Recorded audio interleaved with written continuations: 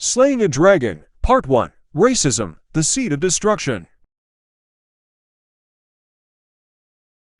America got a lot of problems, is what they say. They say America has a bunch of problems, but her biggest problem in America is, they say it's racism. But think about, what is racism?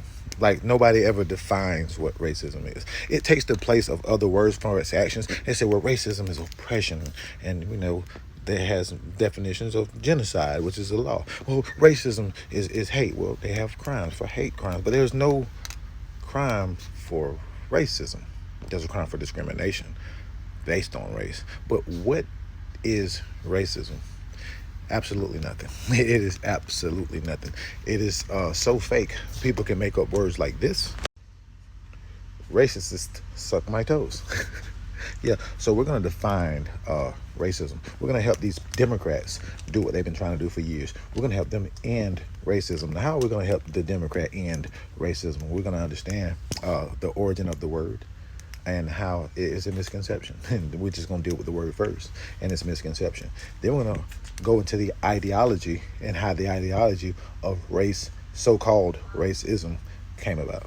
Then we're going to go into those hate groups that they try to tell us about, and we're going to see what they're talking about. But we're going to kill this whole racism shit, and we're going to start with the word. In the beginning was the word, and the word was with God, and the word was God.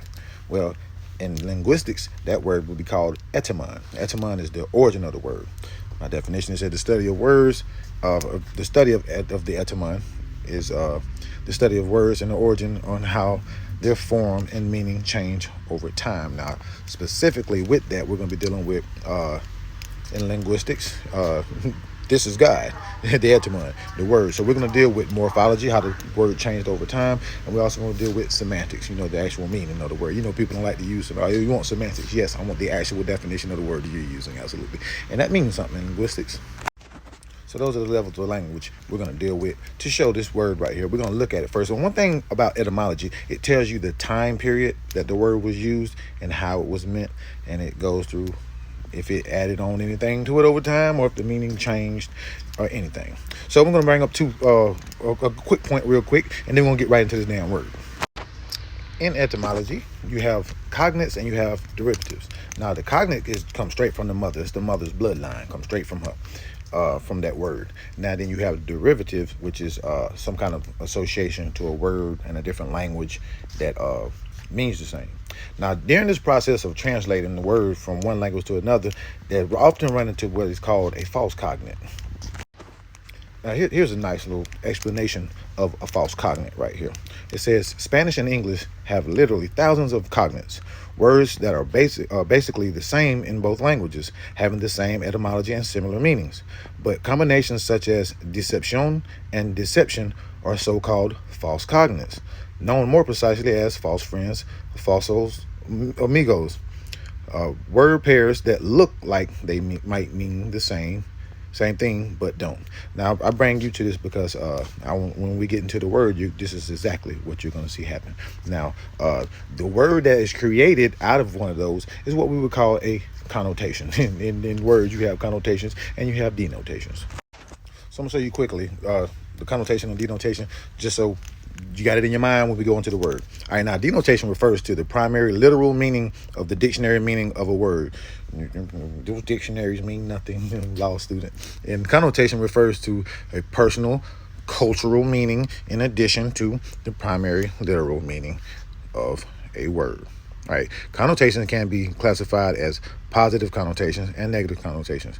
Denotation is not thus classified. Connotation can change according to culture and personal experiences, and denotation remains the same regardless of culture or personal experiences. Basically, fuck your feelings. So we get into the word, and let's rip this bitch apart. Let's go ahead and dive into it. First up, racism has always been around forever. Stop the cap. Just look at the word itself. Racism, 1928. Damn, what was that shit that happened before then? It wasn't racism? And why wasn't it racism? And racist, there were no racists until 1932? Why not? What was all that shit about them white supremacy groups and all? What was that then? let's break this word down. So the root word would be race, right? Let's see this. Let's look at racism or racist.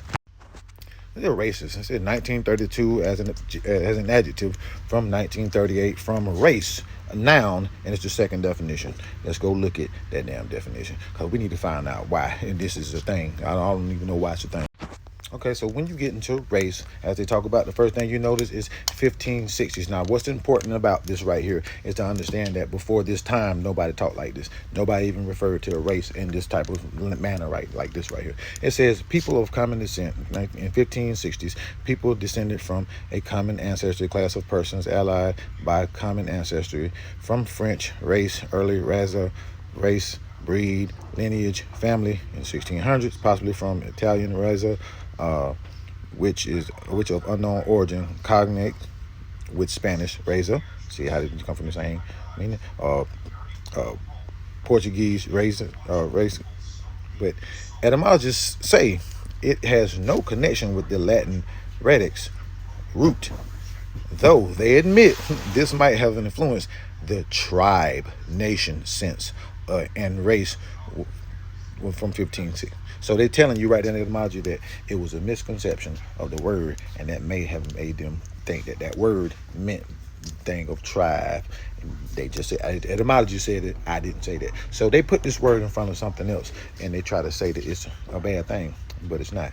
Now I want you to look at these dates because I'm going to explain to you how this word that was just translated wrongly grew into something else. The idea grew over time of a race, and it right here had nothing to do with anything about no damn race.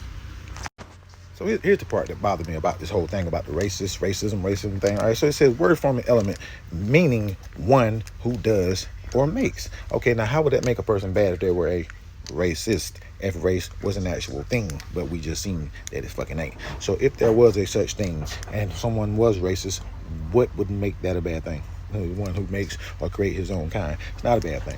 So what they did, they put this word racist in front of another word to block you from seeing what you really need to see to keep you from being a slave. And that word is nationalist. Now you're gonna see how race changed this word over time. Now it says one devoted to his nation. That was it. That's the whole thing. That is the definition. There is no other definition for that. Then later on in life, it comes from an adjective, and now otherwise obsolete sense of patriotic, characterized by attachment and devotion to one's own race or country or its institutions. And that came about later on. So think about this now. In 1500s and 1600s, nobody had no idea about no fucking race. When they came over here, they weren't looking at no race. They were looking at social status. Like I told y'all, they didn't give a damn about no fucking race. That's where they hide shit from. So this is what you're supposed to be looking at as, now they call them people white nationalists. So they try to make it look bad for somebody to be a nationalist. And nothing wrong with nationalism. That's what I'm teaching you here today, is nationalism. So let's go further. Ethnic, as in ethnicity. Look at ethnic.